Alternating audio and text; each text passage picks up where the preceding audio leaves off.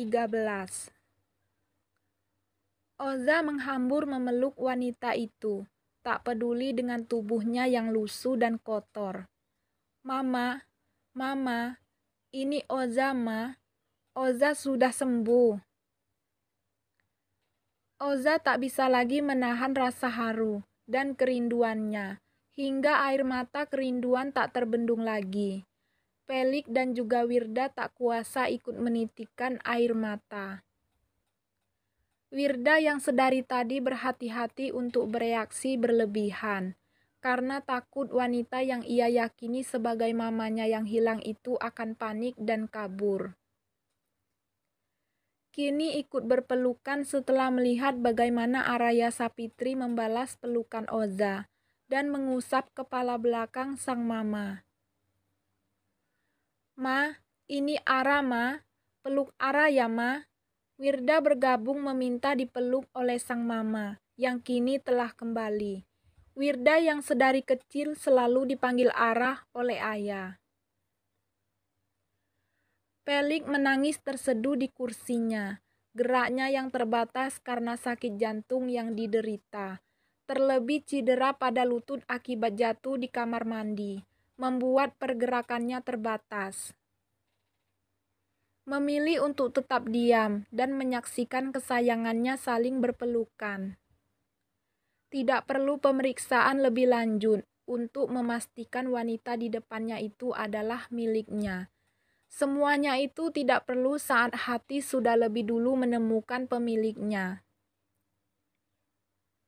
Warti, Warti, nyonyamu sudah kembali, serunya. Suara Pelik seketika mengundang perhatian beberapa orang pelayannya yang berhamburan dari dapur dan pintu.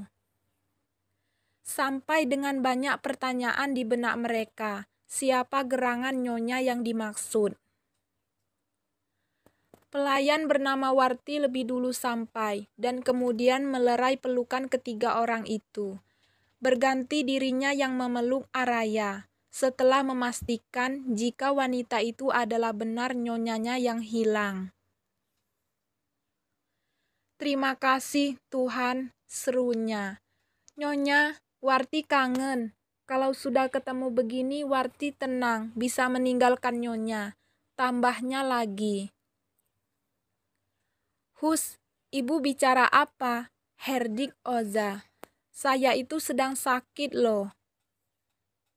Hele, masuk angin doang itu mah, ibu protes Wirda. Sudah, bantu nyonyamu untuk membersihkan badannya, kata Pelik.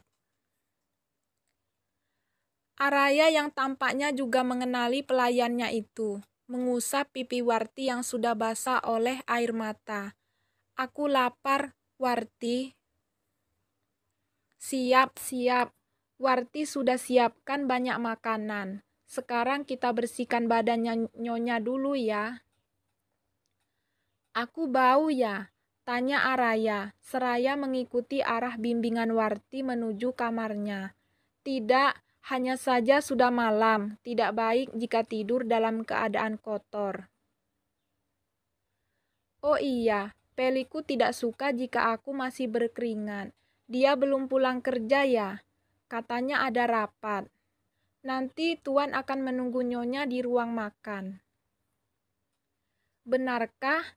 Iya benar, jawab Warti setelah lebih dahulu mendapatkan anggukan dari Pelik yang tersenyum lebar.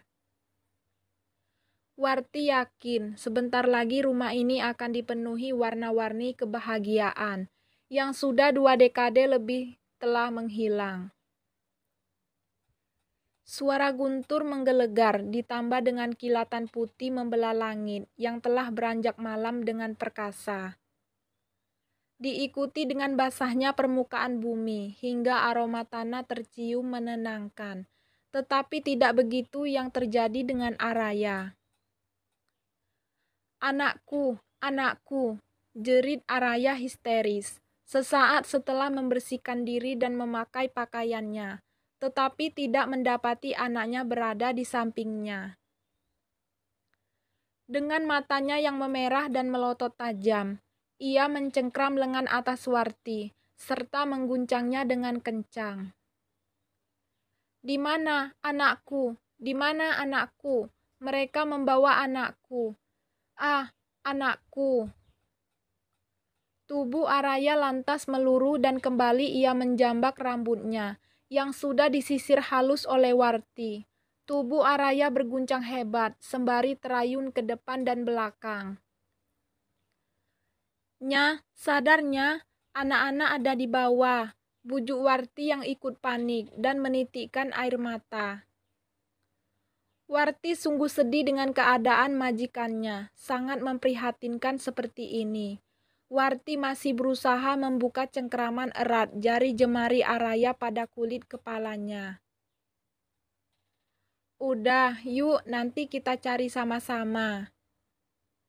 "Tidak, bohong. Semua orang berbohong. Mereka mengambil anakku," balas Araya yang kali ini berganti memeluk tubuhnya, yang seperti orang menggigil kedinginan. Dalam benak Araya ia berada di pinggir aliran sungai saat hujan turun dengan derasnya. Ditambah lagi suara guntur yang menggelegar di luar sana. Peristiwa itu kembali terulang terus-menerus di dalam benaknya. Bayi perempuan mungilnya terenggut dari pelukannya, dibawa kabur oleh 4 orang yang sudah sangat ia kenal baik. Meninggalkan dirinya dengan kepala memar tergeletak di tepi sungai beraliran deras penuh dengan batu cadas. "Anakku, mereka membawa anakku. Pelik pasti marah. Mereka membawanya pergi. Kamu tahu, putri kecil Pelik mereka membawanya pergi. Mereka bilang aku tidak akan ditemukan oleh Pelik, dan Pelik tidak akan menerimaku. Karena anaknya tidak ada. Anaknya hilang, dibawa oleh mereka. Mereka membawa putri kecil kesayangan Pelik. Ayah tidak berani pulang, nanti Pelik marah. Ayah harus pergi mencari Ayana." Pintu kamar seketika terbuka, dan masuklah Wirda, membawakan boneka usang milik Araya. "Ma, ini anak mama. Anak mama ada di sini, Ma." Araya langsung menyambar boneka yang disodorkan oleh Wirda dan memeluknya dengan erat. Mimpi, semuanya mimpi, hanya mimpi semu yang tidak mungkin akan terjadi. Karena apa? Karena tidak ada satupun di dunia ini yang bisa memisahkan seorang mama dengan anaknya.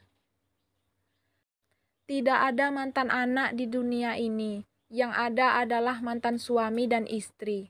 Mama sayang dengan Ayana, jadi Ayana tidak akan pergi dari Mama.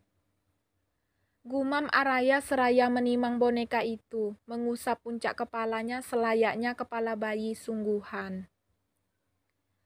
Mama sudah tenang. Katanya tadi lapar. Ayo kita makan. Mama mau bertemu dengan Papa. Araya menegakkan kepalanya, dengan kedua matanya berbinar menatap Wirda. "Suamiku sudah pulang ya, Mas?" "Ini Wirda, Ma, anak Mama," kata Wirda menerangkan, seraya menepuk dadanya sendiri. Matanya sudah berkaca-kaca. Araya mengulurkan telapak tangannya dan menyentuh dada Wirda, di mana letak jantungnya berada.